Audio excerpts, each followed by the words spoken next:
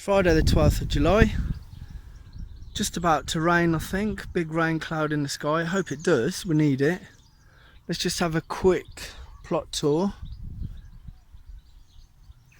Rosa rugosa doing really well. Makes a fantastic little hedge. Got a few flowers amongst the herbs here. Little vine climbing up there. Some roses. Time's passed. And I put some rose cuttings on that one.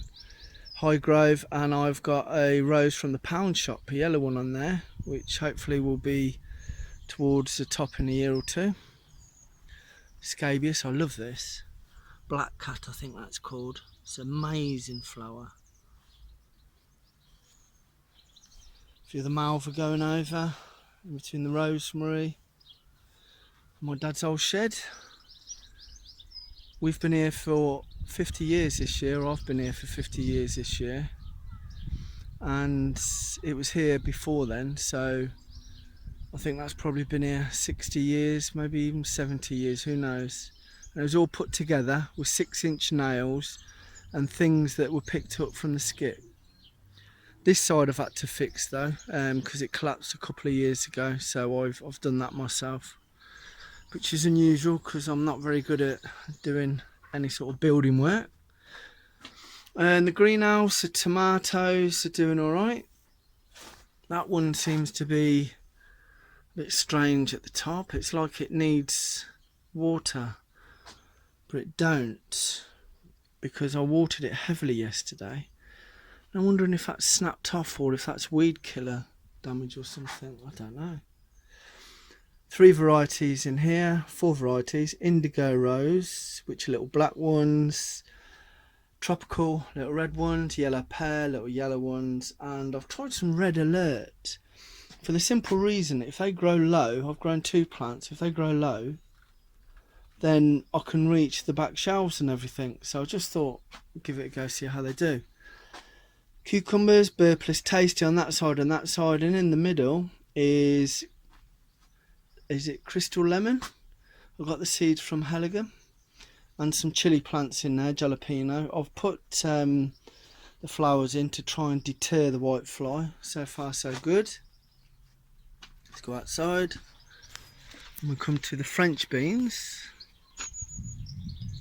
Cobra and Blue Lake. I thought I'd grow French beans instead of runner beans this year because French beans freeze better.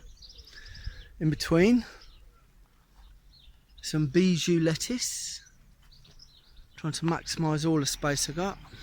Look at them broad beans. I've picked quite a lot and they're flopping over a bit now, but I need to pick the rest really and freeze them.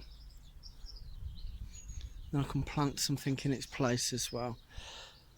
Lettuce, red iceberg, bijou, and into red in there. Leeks at the back. Some lettuce Tom Thumb at the front. Leeks at the back. Some more tomatoes, red alert. And some beetroot. Now these seeds at the back, these tomato plants at the back, they were the seeds that I found in my dad's little seed box, and they were saved on a tissue paper. So I thought I'd grow them and see what comes up, and I'm pretty certain they're red alert. So by the size, and I've got some red alert plants myself and they're cropping and they look exactly the same, so it must be them. Squash. That is sweet corn swift, which are doing okay. Runner beans moonlight. They're fantastic. They look good with the white flowers. They pollinate themselves because it's a mixture between a French bean and a runner bean, and they're stringless. Some old lettuce, we're taking little bits off. More red alert tomatoes. Courgettes, Defender. Been eating loads of them already. Started eating them in June. Cucumbers at the end there. Sometimes the outdoor cucumbers do better than the indoor ones, and sometimes the indoor ones do better. So I always grow both indoors and out, and at least one of them works then. Sometimes if you're lucky they both do. More courgettes Defender in there. And this is sweet corn Seville. Now I've seen these at a National Trust place, I think it's Baddesley Clinton, and they were amazing last year. The cobs were absolutely huge. So I thought I'd give it a go, and so far they're much bigger than the Swift and they look stronger plants, so just have to wait and see what happens at the end now. Brussels sprouts at the back, some are a lot bigger than others for some reason.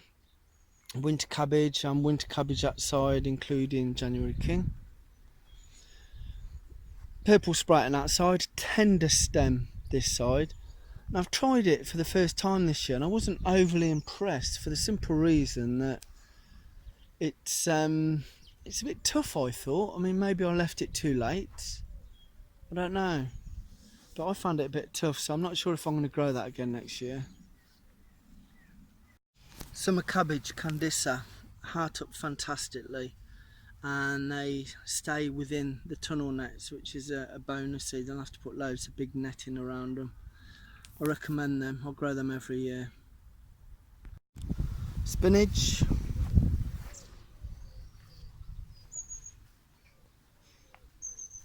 and second lot of onions.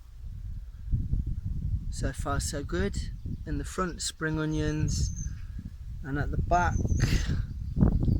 parsnips and carrots. Now, I did grow these parsnips. I thinned them out and I put the thinnings out at the front, and they seem quite strong. It'd be interesting to see how straight they go, because if they go straight, then why doesn't everybody do that? Why don't they thin out their parsnips and replant them? So let's see before I try it again. Here, more onions. Some of them look ready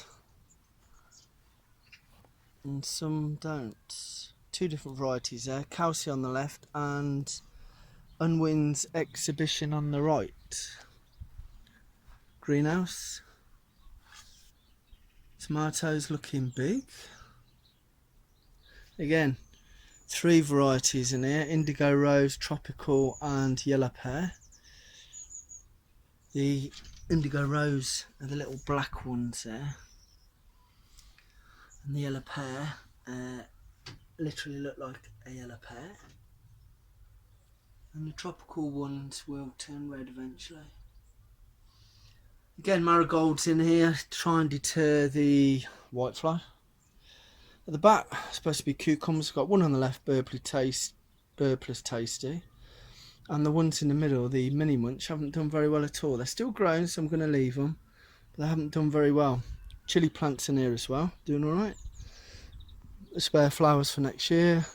Beetroot for planting soon. Some more beetroot here, lettuce, which needs to be picked today.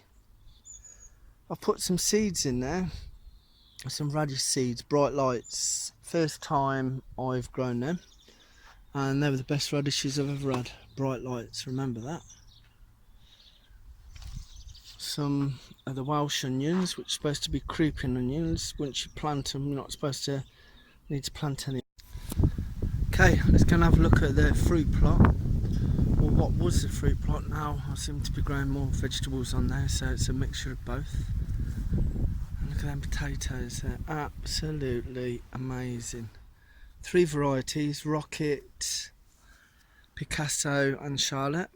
I think I'm going to dig up a few Charlotte today. I've been eating the Rocket and they've been fantastic.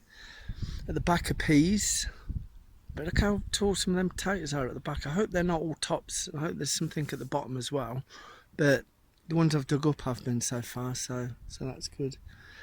Got some courgettes in there as well. I wanted to try as many varieties of different things in here as I could, just to see if the ground is any good, just to see if they are grown any good, and so far so good.